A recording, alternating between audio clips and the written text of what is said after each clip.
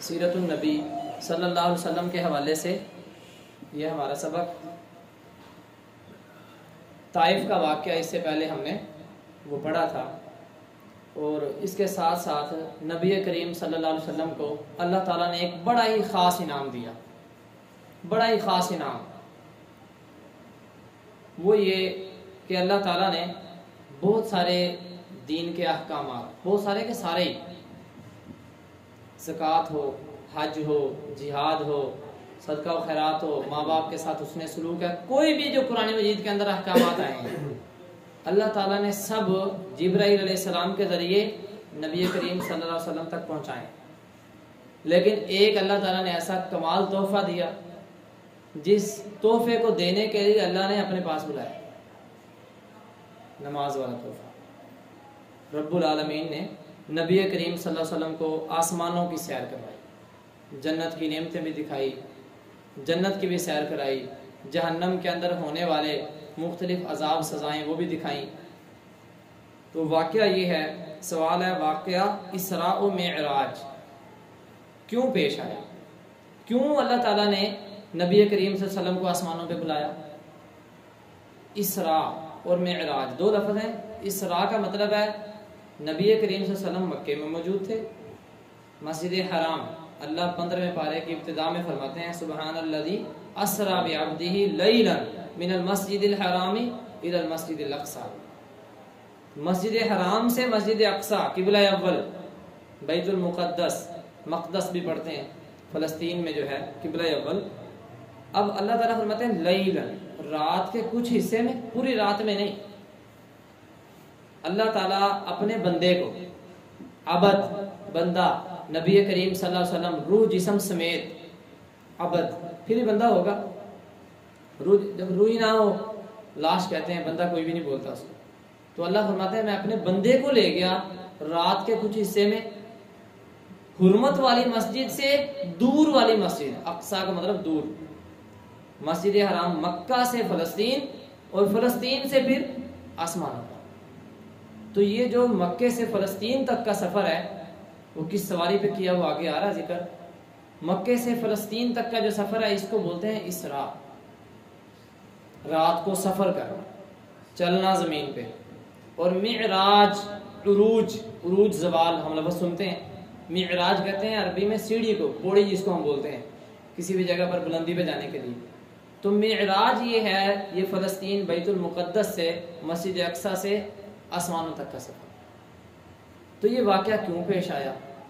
جواب ہے نبی کریم صلی اللہ علیہ وسلم کی عزت و تکریم کے لیے اللہ نے اپنے گھر خاص مہمان بلایا۔ بڑا کمال، اللہ تعالیٰ کی طرف سے اکرام ہے، عزت ہے، عزت و تکریم کے لیے، اور اللہ تعالیٰ کی بعض نشانیاں اور قدرتیں دکھانے کے لیے۔ اب جنت کسی نے دیکھی نہیں تھی، آدم علیہ السلام تو شروع میں رہے نا، دنیا میں آ کر کوئی جا کے دیکھ کے بھی آ گیا ہو دوبارہ واپس دنیا میں، ایسا تو کوئی نہیں۔ لیکن اللہ تعالیٰ نے یہ اعزاز اپنے آخری پیغمبر محمد صلی اللہ علیہ وسلم کو دیا، جنت دکھائی۔ ایک شوق پیدا ہو جاتا ہے جب بندے کو نتیجہ سامنے نظر آ جائے کہ میرا نتیجہ اچھا ہے۔ تو جس طرح نبی کریم صلی اللہ علیہ وسلم نے فرمایا نا کہ ہر نبی کو اللہ تعالیٰ نے اختیار دیا، دنیا میں رہنا چاہتے ہو یا موت، ہر نبی نے جانا پسند کیا ہے۔ نبی صلی اللہ علیہ وسلم نے فرمایا میں نے بھی جانا پسند کیا، وہ ایک موسیٰ علیہ السلام والا واقعہ، وہ اس سے ہٹ کر الگ۔ تو نبی، اب دیکھیں جب پتہ ہے ہمارا انجام اچھا ہے تو کیوں کوئی دنیا میں رہے گا، سب جانے کی خواہش کریں گے۔ تو پیارے پیغمبر صلی اللہ علیہ وسلم کو اللہ تعالیٰ نے اپنی نشانیاں دکھائیں، اپنی قدرتیں، عجیب چیزیں، انوکھی جو کسی نے دیکھی نہیں، ما لا عین رأت ولا اذن سمعت، حدیث میں یہ لفظ ہے کہ جنت ایسی ہے جو کسی آنکھ نے دیکھی نہیں، کسی کان نے صرف نام سنے ہوئے ہیں، فلاں چیز ہوگی، فلاں چیز ہوگی، فلاں چیز ہوگی، لیکن اس چیز کو وہاں پہ جا کے دیکھا تک نہیں۔ اللہ فرماتے ہیں اور کسی کے دل سے خیال بھی نہیں گزرا ہوگا، اتنی پیاری نعمت جنت کی۔ اللہ فرماتے ہیں ایسی جنت کا معنی یہ چھپی ہوئی چیز، جن سے ہے چھپی ہوئی چیز۔ تو اللہ تعالیٰ کی خاص نشانیاں اللہ نے دکھانے کے لیے اپنے نبی کو معراج کروایا، اور خاص تحفہ نماز کا بھی دیا۔ سوال یہ ہے کیا اسراء و معراج، مسجد حرام سے مسجد اقصی تک کا سفر اور مسجد اقصی سے آسمانوں کا سفر، جنت کی سیر اور جہنم کے اندر ہونے والی مختلف سزاؤں کا دیکھنا، کیا یہ روح اور جسم دونوں کے ساتھ ہوا؟ یہ سوال ہے۔ جواب ہے جی ہاں، دونوں کے ساتھ۔ نبی صلی اللہ علیہ وسلم بالکل جس طرح ہم بیٹھے ہیں روح جسم سمیت، اسی طرح روح جسم سمیت اللہ تعالیٰ نے اپنے پاس بلایا۔ اس کی دلیل کیا ہے؟ سبحان الذی اسرا بعبدہ، پہلی آیت ہے سورۃ بنی اسرائیل 15واں پارہ ہے۔ پاک ہے وہ رب جو اپنے بندے کو رات کے وقت لے گیا۔ بندہ عبد، عبد صرف مٹی کے جسے اور جسم کو نہیں کہتے، عبد کا مطلب ہوتا ہے غلام، بات ماننے والا۔ وہ بات مردہ نہیں مانے گا، بات اس وقت مانے گا جب اس کے اندر روح موجود ہوگی۔ جب روح ہی نہیں موجود ہوگی تو حرکت کیسے کرے گا؟ پھر غلام کیسے؟ وہ تو مٹی کا ایک ڈھیری سمجھ لو مٹی کی۔ تو اللہ فرماتا ہے میں اپنے بندے کو لے گیا۔ بڑی پاک ہے وہ ذات جو اپنے بندے کو رات کے کچھ حصے میں حرمت والی مسجد سے دور والی مسجد تک اور وہاں سے آسمانوں پہ۔ تو لفظ عبد اس بات کی دلیل ہے کہ پیارے پیغمبر صلی اللہ علیہ وسلم روح اور جسم دونوں سمیت اللہ تعالیٰ نے اپنے پاس بلایا۔ اسی کے متعلق ہمارے پاس یہ سوال ہے، یہ واقعہ کب پیش آیا؟ جواب ہے اس میں اختلاف ہے۔ ایک روایت کے مطابق نبوت کے 13ویں سال، جو مکے میں آپ کا آخری سال گزرا ہجرت سے پہلے، 13 سال مکے میں اور نبوت والے 10 سال مدینے۔ نبوت کے 13ویں سال پیش آیا، اور یہ تو یقینی بات ہے کہ مکے میں، کیونکہ آخری سوال ہمارا اس کے متعلق آ رہا ہے، واضح ہو جاتا ہے۔ نبی کریم صلی اللہ علیہ وسلم کس چیز پر سوار ہوئے جو اتنا سفر کیا؟ اللہ کی قدرت ہے، اللہ تو کن فیکون سے سارے کام کر لینے والے ہیں۔ انما امرہ اذا اراد شیئا ان یقول لہ کن فیکون، جو اللہ فرماتے ہو جا بس وہ ہو جاتا ہے۔ تو براق سواری کا نام ہے، براق برق سے ہے، برق کہتے ہیں بجلی، آسمانی بجلی کو۔ عام طور پہ اردو کے اندر بھی لفظ استعمال ہوتا ہے برقی آلات، بجلی۔ تو جتنی اس کی پھرتی ہوتی ہے اور تیزی ہوتی ہے، اللہ تعالیٰ نے ایسی سواری بھیجی۔ حدیث میں موجود ہے گدھے سے بڑا اور خچر سے چھوٹا ایسا جانور، ایسی سواری یہ اللہ تعالیٰ نے خاص بھیجی۔ جبرائیل علیہ السلام آئے تھے براق پر، سفید رنگ تھا اور لمبا جانور، اور اس کا ایک قدم، ایک پاؤں ایک جگہ سے اٹھا کے دوسری جگہ رکھنا، وہ اتنا ہے، پیارے پیغمبر صلی اللہ علیہ وسلم نے فرمایا کہ جتنا اس کی نظر جاتی ہے نا، جہاں تک ایک قدم یہاں ہوتا ہے دوسرا قدم وہاں پہ ہوتا ہے۔ اتنی تیز نظر والا جانور اور اتنی اس کی تیزی آنے جانے میں۔ اب یہ واقعہ تو پیش آ گیا، اللہ تعالیٰ نے اپنے پاس بلا لیا، نمازوں کا تحفہ دے دیا۔ فرض نماز یہ یاد رکھنا کہ فرض نماز ہوئی ہے مدینے پہنچ کر، ہجرت کے دوسرے سال 5 نمازیں جو فرض ہوئی ہیں، تحفہ مل گیا تھا، ان پہ حکم عمل وہ مدینے میں آ کر ہجرت کے دوسرے سال جنگ بدر کے بعد۔ اب اس واقعے کے بعد لوگوں کا کیا رد عمل تھا؟ مکے والے تو پہلے نہیں مانتے تھے۔ پیارے پیغمبر صلی اللہ علیہ وسلم نے جب آ کر یہ سارا واقعہ بتایا کہ رات کو مجھے اللہ نے بلایا، آسمان میں نے دیکھے، انبیاء علیہ السلام سے ملاقاتیں ہوئی، مسجد اقصیٰ میں اللہ تعالیٰ نے جو ہے نا انبیاء کی امامت کروائی مجھ سے، نبیوں کا امام بنایا، سب کچھ سارا واقعہ بیان کیا، تو مکہ کے مشرک کہنے لگے جھوٹا ہے، نبی جھوٹا ہے، یہ جھوٹ بول رہے ہیں۔